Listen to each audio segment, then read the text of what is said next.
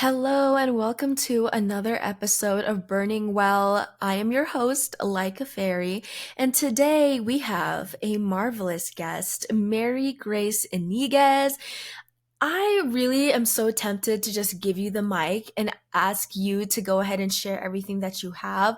But let me just add that Mary Grace is a personal mentor of mine. She is a good friend, an ate, a big sister figure, and she is so involved in the Las Vegas community. She is part of so many business groups and just really heart centered people throughout our community and in so many circles. She owns the Social Register Network and she really provides a platform for people to be themselves and to really hone in on their craft and be a champion to advocate for their growth and everything that they're doing, the magic that they bring into the world through their business. Mary Grace, please go ahead and share more about what you do and what you bring into this world.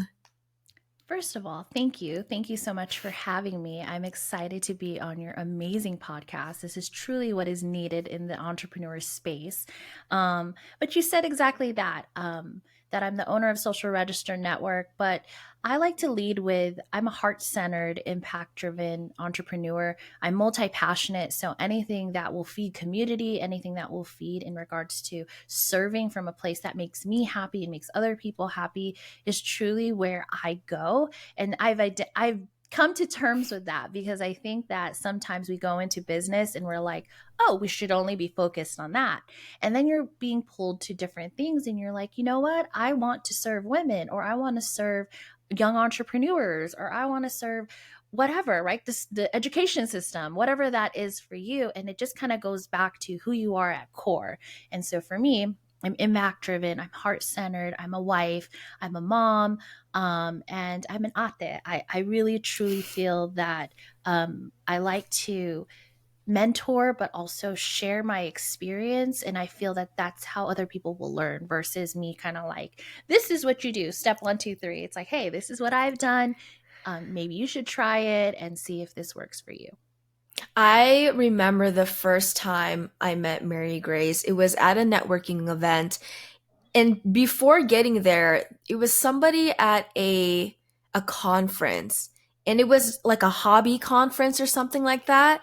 And she met me and she was like, you need to meet this woman named Mary Grace. She also runs a networking organization. And blah, blah, blah, blah. She's like, if you come to this event, I think it was like the next day or something, I'll introduce you. And I was like, dang, okay. So I showed up, and the moment we saw each other, it was like, ding, like it felt like a sparkle, and we just hugged. And that first interaction, I was like, wow, Mary Grace calls herself an introvert, but the energy that she radiates is so welcoming. It's so inviting. It's so real. And I think a lot of networking organizations come from a place of posturing, like you have to perform and you have to be poised. But ever since I joined the community and started really networking with the people that Mary Grace has helped bring together, I was like, wow, everyone here is so genuine, so heart centered. They are purpose driven. They're on a mission for greater impact that's bigger than themselves. And that really resonated so deeply with me. And now we work together with me leading the Young Entrepreneurs Division at Social Register.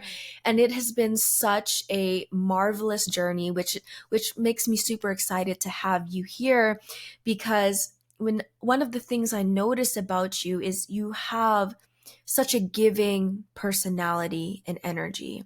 You're able to champion for others really well. And I think that takes a lot of self confidence. It takes a lot of just comfort and self esteem within an individual to be able to offer that kind of space for others. Mary Grace, how did you get to that point of like, this is what I want to give to people? This is how I want to serve the world? I think it came from my personal experience. I think for, as a young lady, I think you may agree that as teenagers, there's so many things we go through in high school, right? Or even in middle school, we go through these things. And my number one champion was always my mother, right? She was always the one that was like, if I went home and something happened at school, she'd be right there, like calling the principal. My mom was on it. So number one was my mother throughout my whole life, right? Always being that champion for me. And then number two was my husband, because I met him when I was in high school. And then also I had a best friend in high school who was very loving and kind to me, regardless of what was said or what had happened at school. It didn't matter, right? Because I was a young lady, I was a teenager. There were things that just happened when I was a teenager, when it came to bullying, name calling, and all the things. But I had these three people when I was younger who really loved me, like loved me for who I was and am, without, those were the three people I could truly be myself. Like I could be silly and they loved me. And then it didn't matter what anyone said on the exterior. Now, fast forwarding as an adult, the fourth person to this puzzle was the previous CEO of Social Register Network. So Claire Zito. I started working for her and I was the director of, actually, no, I came in as like events director. So I ran a lot of the events. And then through those times, she saw the confidence in me. She saw the power in me and what I was capable of doing. And so many times I'd say, no, don't thank me on mic. Don't bring me up there. I'm great behind scenes. I could do this. And she really shined that light on me. She's the one who pretty much, in addition to the three other people, was telling me how amazing I was and that I could do it. And I'm a natural at all these different things. And so those four pieces in the puzzle of my life is actually what ignited a power in me that I wanted to see in other people. It allowed me to see that, wow, if you just believe in someone, it can truly ignite the power in them. Because these four people who believed in me when I was shy and I was like, no, I don't know if I could do that, or that's not me. I'm not a salesperson. I could never speak on mic. I could never get in front of people and speak. Them believing in me allowed me to kind of borrow that confidence they had in me, and really ignite that true power I had within myself. Because as deep in my core, I was someone who wanted to make change. I was always someone who wanted to speak up. And I believe that what I had to say was, someone was also thinking it in the room and someone just needed to speak up and say it. But I just never did because I kind of like made myself small. And so now, as someone who leads a community, as someone who sees the power in other people, I'm like, dude, I'm going to gas them up whatever it takes, because I could see that. I could see that power that they can make on this community. And oh my God, what a beautiful world we would have if people were just going after their dreams and people were happier because they were going after their dreams. They're doing exactly what they love. I mean, when it comes to all the people I'm around, I'm like, call me. If you're running into something, call me and I will let you know. And I don't say that in regards to I'm going to fluff you. No, I'm always real, and Leica knows that. I'm always very honest, but I'm going to lift you up. And I believe that we need more people like that. Oh, yes. And it's so powerful, like you were saying before, having a believer, especially when you're so used to doing things by yourself, where you had to be your own best believer. And you know how our emotions can range on a day to day basis. Some days we think we're the shit, and other days we feel like shit. So it's like, Yeah. ooh. And so, who are the people around us that are going to remind us who the heck we are? And Yes. like you were saying, borrowing that confidence, because sometimes we be lacking it and we need that extra oomph from others and contributing to that self-belief and bolstering each other up. So I want to talk a little bit more about your day to day as a community builder, as the owner of Social Register. What is your routine like, and how's your day to day? So I love that you asked this question, because if you asked me this a year ago, I would have like this straight routine and it was kind of similar every single day, Monday through Friday, aside from traveling. And you asked me this today and I have embraced it, that it's different. It's different every day depending on what is planned for the day. Like if I have several meetings, if I'm going to have to leave the home and get ready, um, it really is dependent on that. And I'm embracing it, because a year ago I had like get up at 6:30 a.m. and then watch a meditation, make sure you drink your water, and then make sure you drink your energy drink so that you can be out at the gym by 7:15. And then you get that, like, dude, I had it like all mapped out. And then I would come home from the gym and I would eat 2 hard-boiled eggs. And I'm like, okay, then Wow. that'll be like 20 minutes. And then I'm going to hop in the shower. I'm going to get ready. It was a whole routine. And I think at the time that worked for me because I was coming out of something that was heartbreaking for me. And I think routine was good for me, like having these habits, right? But now, a year later, I'm like, I don't know. I feel bad because I don't really, I feel bad that you're asking me this question because I don't have like a set routine, but I'm embracing it. I think that one thing we need to remember as entrepreneurs is to learn more about yourself, because if you are a person who is literally who needs routine, or you literally will be just sitting on the couch if you don't have a routine, then you need to create that for yourself. But if you're an entrepreneur who, yeah, I need to have some kind of like schedule, but I can't have it the same every single day, then embrace that. And I believe that that's who I am, especially as someone who's a creative, and especially if you're someone who leads a community, so you're talking to several people every single day. And the reason why I say that is because that's a lot of energy you're exerting. And so there's going to be days where you need to allow your time to pour back into you and regenerate from that, regardless if you're an extrovert or introvert. I'm an introvert, so I need a little bit more time. But humans in general, you need that time to regenerate. So going back to your question, I don't really have a set routine, but I try to be mindful of schedule. So I always try to make sure I get up by 7 a.m., like the very latest. And sometimes I want to get up at 6, but if I can't get up at 6 and I just don't feel like it, then it ain't happening, right? I'm like, okay, go back to sleep. I'll wake up in 30 minutes. And then it's 6:30. I'm like, oh, I got 30 more minutes. And I go back to sleep. But right at 7, I like plop myself up. I'm like, hey, girl, you can't be pushing it that long. Like, you had a good night's rest. You had about 7-8 hours. You good. So it's really being mindful of that schedule, getting up by 7, and then determining, okay, how does my schedule look? Do I have to leave the house? Do I have to get ready? Because then that'll determine how I move, what I do next, whether I'm hopping into the shower really quickly, or I could take my time, make my matcha, make my breakfast, and all of that.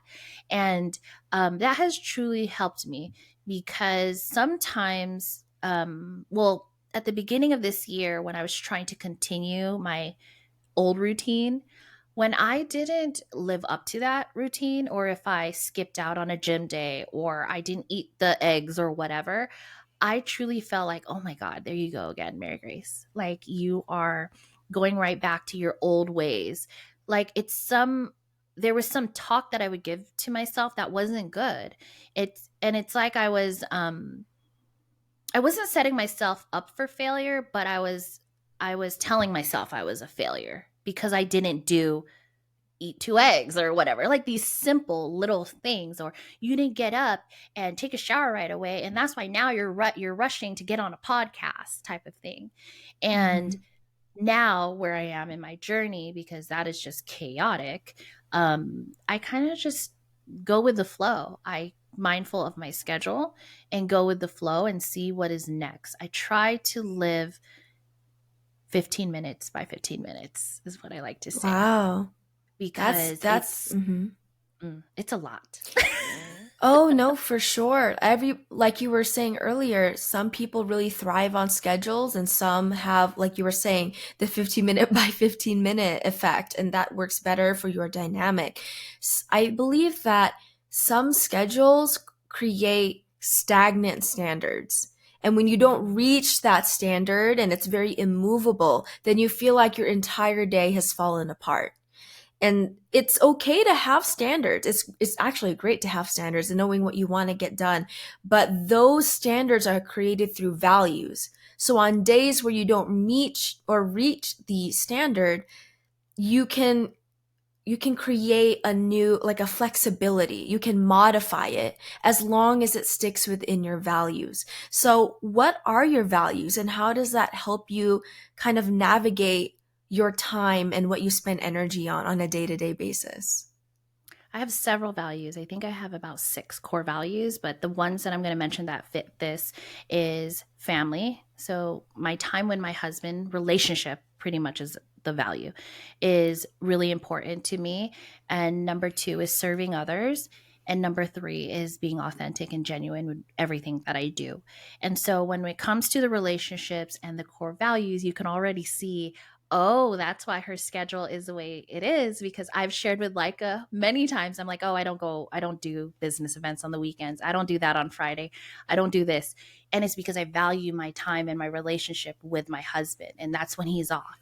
And so I've created that schedule. So that is something that is set in my schedule that's like, okay, I don't do anything on the weekends unless it's absolutely called for. And so that leads me to my second core value, which is serving others.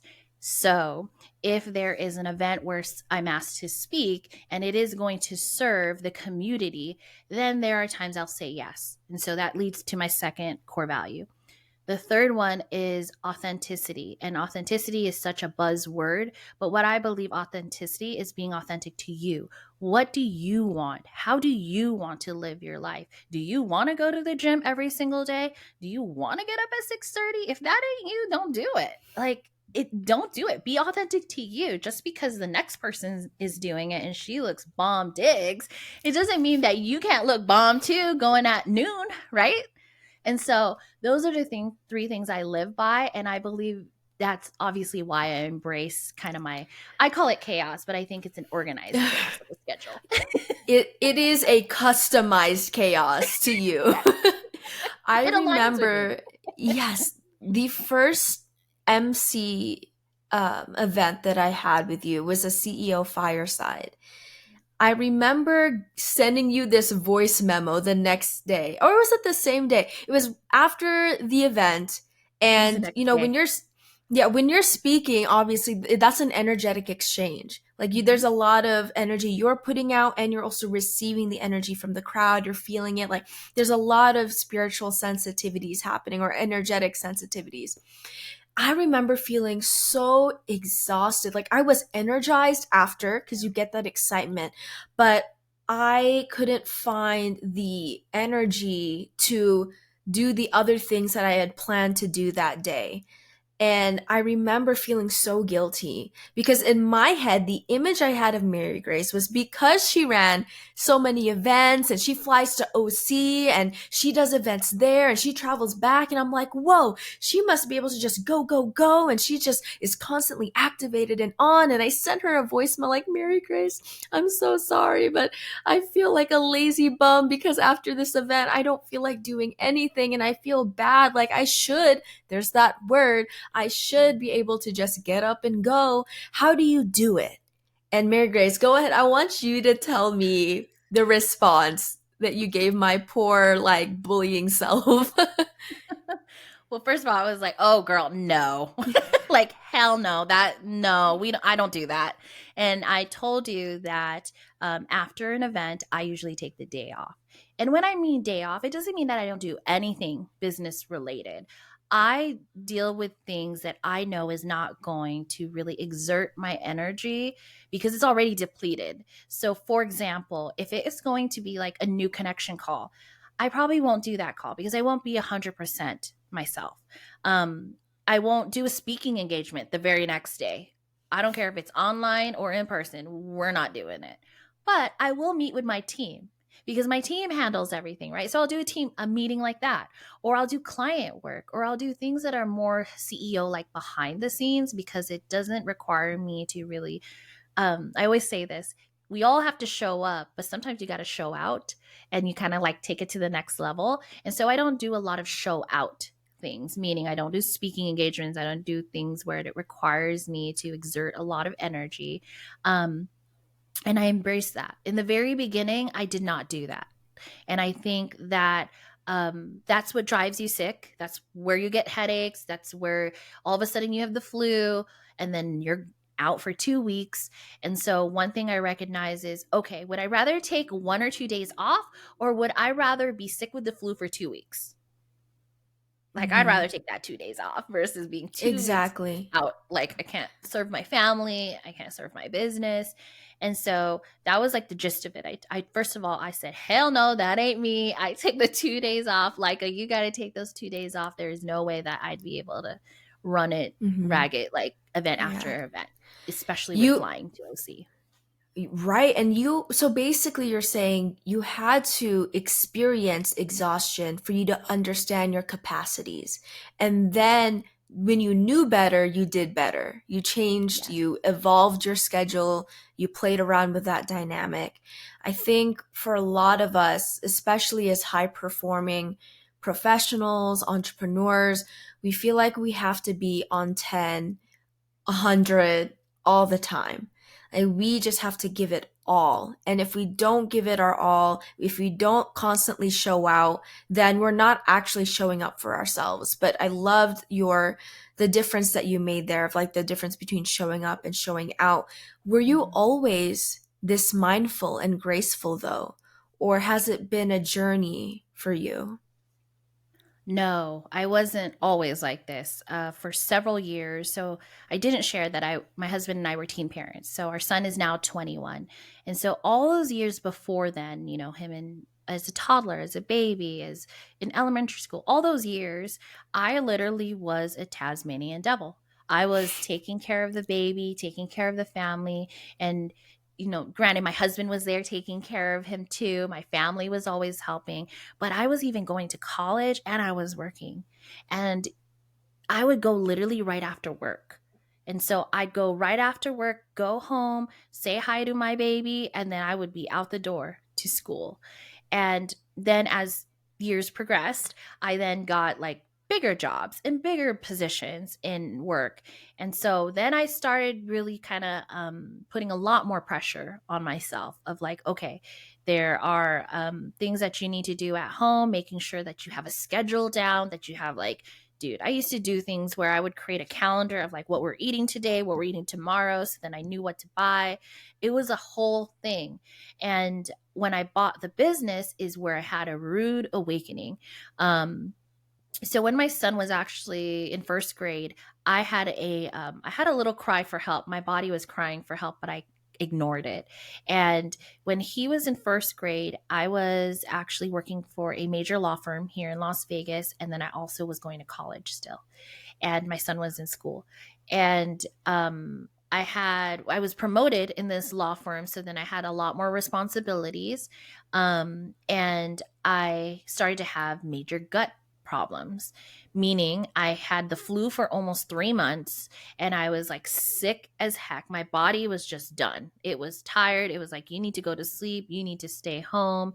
And then I ended up not going to school because I was so sick, and I wasn't going to work too. And then I went on a tangent of like, getting answers from doctors. So that was the first time my body cried for help. The second time is as I got that under control. When I bought the business a year in 2021, I woke up with the most craziest anxiety attacks. And I personally have never felt anxiety in that way. I think because I'm a Tasmanian devil, I think maybe I did have anxiety, but it wasn't to this extreme where it was like, okay, girl, we're going to take it up a notch to wake your ass up, like really wake you up, right? I woke up in the middle of the night and I just felt like something was wrong. Like something was going to happen and I couldn't even like say what it was.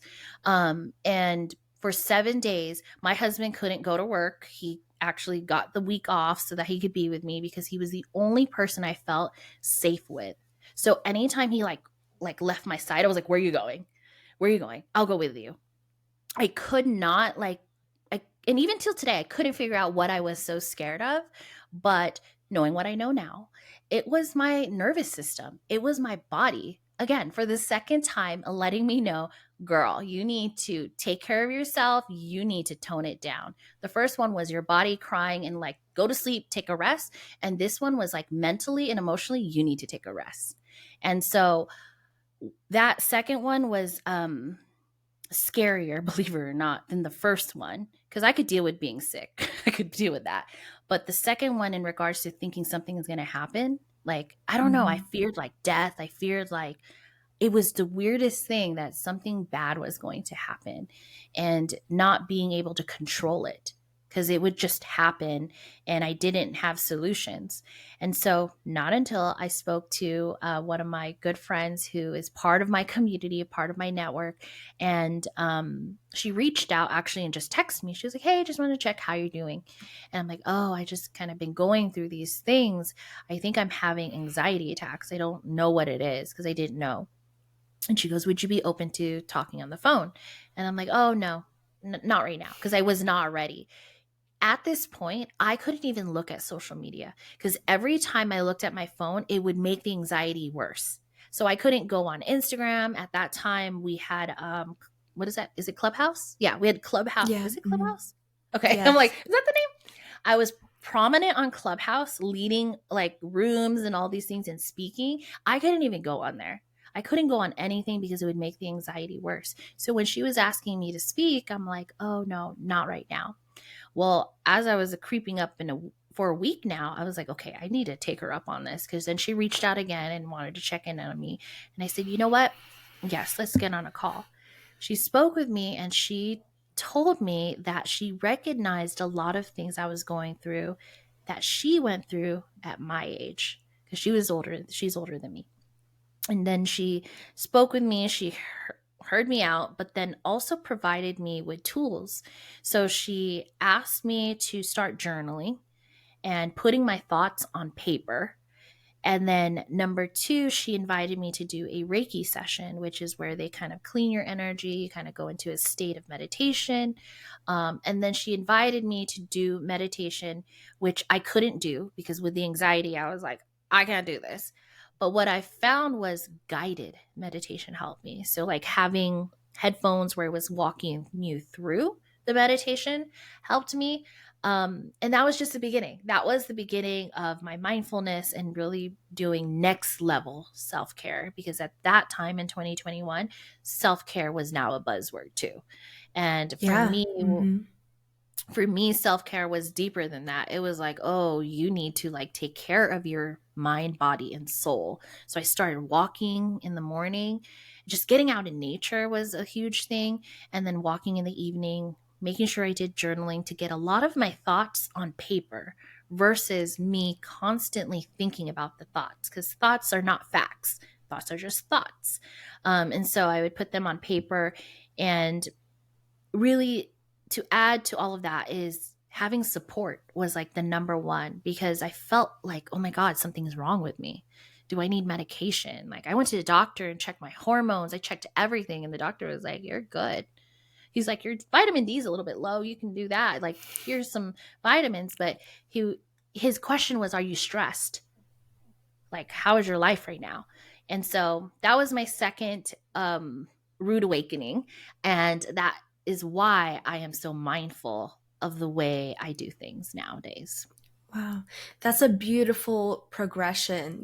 It sounded like you hit rock bottom twice in this storyline, and you had amazing support with your partner and with even a friend that just somehow noticed something was going on and was persistent about letting you know that she was there for you. And also just doing little things and compromising with what worked for you. So meditation wasn't great, but guided meditation was. Just being able to walk outside, to go from not being able to leave the house and needing someone to cling on to you to actually being able to go outside and just release some of that energy. Like it's all of these little tweaks that led you up to, okay, now I have better mindfulness practices. It was an exploration, it was an experimentation, is what I'm hearing. So you were saying next level kind of mindfulness and taking care of yourself. What is one practice that you would like to share with our audience that maybe they haven't heard of, or it's just new and it's something that really helped you? Ooh, that's a good question. Um, well, I know people have heard of this, but I think a lot of people blow it off as thinking that it's not as important. And it's having a life coach, having someone who is guiding you, not guiding you in life, but guiding you. because your life coach will show up for you when you need someone to talk to, when you need someone to provide safe space and provide that trust factor. And someone just listens, someone who has, I consider a life coach someone who has more life than me, right? They have more experience than me. So then they can really kind of guide me through my life experience, through the life experience they've had, or maybe through their clients. So I know that, it's not something new or people don't know, but I feel that people don't put as much importance in it. And so the good friend that showed up for me is a life coach. So she showed up for me when I needed her, and now um, I have a different life coach who guides me through in regards to like following my dreams and going through the healing and all the things. I do want to add, because I know that this is super important for an entrepreneur to hear, is that I am not 100%. This is not perfect. So I had those two wake up calls. And even till now, I still experience those gut checks, and literally gut checks. So for me, for for me, it hits my gut. So when I know that I'm not starting to feel well in the gut, Mary Grace needs to check, what is she doing? Is she in alignment with her decisions that she's doing? Is she in alignment in the rooms that she's showing up? Number two, has she been overworking? Has she been practicing mindfulness and meditating and doing all the things that she normally does to keep herself in check? And my gut will put me in check. And so what I say is, I'm not perfect. It's always evolving, but also I want to invite your listeners to listen to their body, because sometimes it could be a gut check. It could be headaches. Headaches is a major like sign. Also like stiffness in your body. So like in your hands and your knees and your arms, just like these random aches and things that just kind of pop up out of nowhere, and you're like, okay, I wasn't lifting weights yesterday, why all of a sudden this is over here like hurting? Is to be mindful, because your body will tell you. It's like the number one thing that will let you know. Also, so for me, it's the gut. I feel it right in the gut. And then what I recognize, because I can't see it from looking in the mirror, but I will see it when I see photos of myself or video that our videographer has taken or whatnot, and I'll see that I'm inflamed. And so inflammation is another trigger for me that is like, oh, Mary Grace, you're stressed. And so I don't know what my body does with the cortisol that I don't know the science because I'm not a doctor, but I know that when your cortisol increases and the inflammation starts happening, which duh, that's why it hits me in the gut, because the inflammation happens there, but also it happens in my face. So I could notice like where my eyes are smaller, because a lot of the water weight or inflammation is in my face. And I'm like, okay, girl needs to like check. Like, I need to check myself. What am I doing? So when you check yourself, what are some of the top level things that you are like, okay, let me go through these kind of self-care steps before I go to the next level of care? So, number one is um, straight silence. I called that mindfulness, but I want to explain that no music, no TV, no podcasting, nothing, no meetings. And I literally sit there in silence, because I'm trying to hear myself, like hear what is it, what is coming to me through me, whatever you believe. Because I know that, we like to, as humans, we all want to put some kind of effort into a higher power, right? So if it's God, energy, whatever, it doesn't matter what you believe in. But I believe when you sit in silence, you're able to hear that. And so for me, it's like, okay, shut everything off, because the mind is moving too much. The music's going to like, no, sit in the silence. So I'll sit there on the couch and I will, and if someone walks in, they're just like, okay, she's being a lazy bum. But no, for me, I'm sitting there in silence and I'm literally trying not to think, but allowing the thoughts to come, like allowing the thoughts to go on by like clouds, like different thoughts. And I'm like, okay, after I do that, I go into a guided meditation, because now I'm looking for answers, right? So I go into a guided meditation and I choose some amazing ones on YouTube that I like their voice, I like what they're talking about. Um, one thing I want to note is I don't like ones that are around grounding, because when they a lot of the guided meditations that are around grounding, they'll tell you to imagine yourself sinking into the ground. And so for me that causes me anxiety. I'm like, I don't want to sink into the ground, and then they're like explaining you're getting lower and then it's getting darker. I'm like, nope, turn that off. So I wanted to give that side note. If that doesn't work with you, don't do it. Um, so I go into guided meditation because now I want to be guided out of whatever's here, right? So if we're talking about, I have guided meditation around anxiety, about tapping into your inner child, whatever. And so I'll do that. And then usually during the guided meditation, they have like a moment of just silence where they're not talking. They say, okay, well, I'll let you sit here and meditate. And that's where I'll hear it. That's where I'll hear, okay, look at your schedule. You don't have to do that. Or what do you have coming up? Is that aligned with you? Like these questions will come up for you. And then after I get out of the guided meditation, I'll start journaling. Because now it's time you need to evaluate what is going on in your life. And so for me, I know it's my schedule. I know I'm trying to put a lot of events in one timeline, right? Um, but a lot of times it's misalignment with decisions for me. And so I'll say Mm, yes to things and I'm like, oh, that just doesn't roll with me. Or I keep saying yes to someone, something, and it doesn't align with me. And my body is mhm, like, girl, stop it. And then my gut will like start speaking to me. And I'm like, oh, I don't want to go to that event because I don't feel well. Well, guess what? Your body is telling you that that's not aligned for you, in my experience, for me personally. And so it's a lot of like hearing your inner voice and then taking that and putting it somewhere and releasing it from your mind, and then taking mhm, action. What is it that you need for you to really be happy? And I think that should come first, actually. What does your life look like where you're actually happy and fulfilled, not overwhelmed and stressed? Now, if you like being busy, then that'll be part of your happy and fulfillment. But for me, it's I like being flow. I like being in flow. I like laughing. I like not being stressed of things. I like that I don't have to worry about things. And so that is number one for you, is determine what does that look like for yourself. And cut out all the noise. I think you and I had this talk about, like, there's videos about people making 200K, and you can make it in 1 year if you do this and you do that and you do this and you do that. But if that doesn't work with you, trust and believe you're going to make 200K doing it the way you want to do it, and you'll be happier doing it. mhm. These are amazing takeaways, Mary Grace. Listen to your body, allow your inner circle to embrace you and guide you back into center.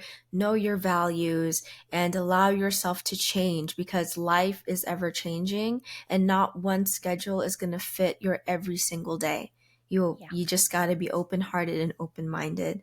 Thank you so much for sharing your story and all of the insights that you've gathered through all of your experimentation. How can our listeners follow you and just engage with you more? Yes. The best place to reach out is on Instagram, and it's just my name, Mary Grace Yniguez. And And my that will last be in the name. show notes. Okay, Hmm. perfect. Because I'm like, my whole last name is a whole last name. Yeah. And you can find me on there, and I'm always open to talking. I'm always open to really connecting with new people, and finding out how I can support you, but also you may be a support to me. So I'm always open to that. Awesome. Thank you so much for putting us on fire and bringing us your fire and what stokes you up. And that'll be it. That wraps up today's episode. And once again, thank you, Mary Grace, and we'll see all of you at our next episode.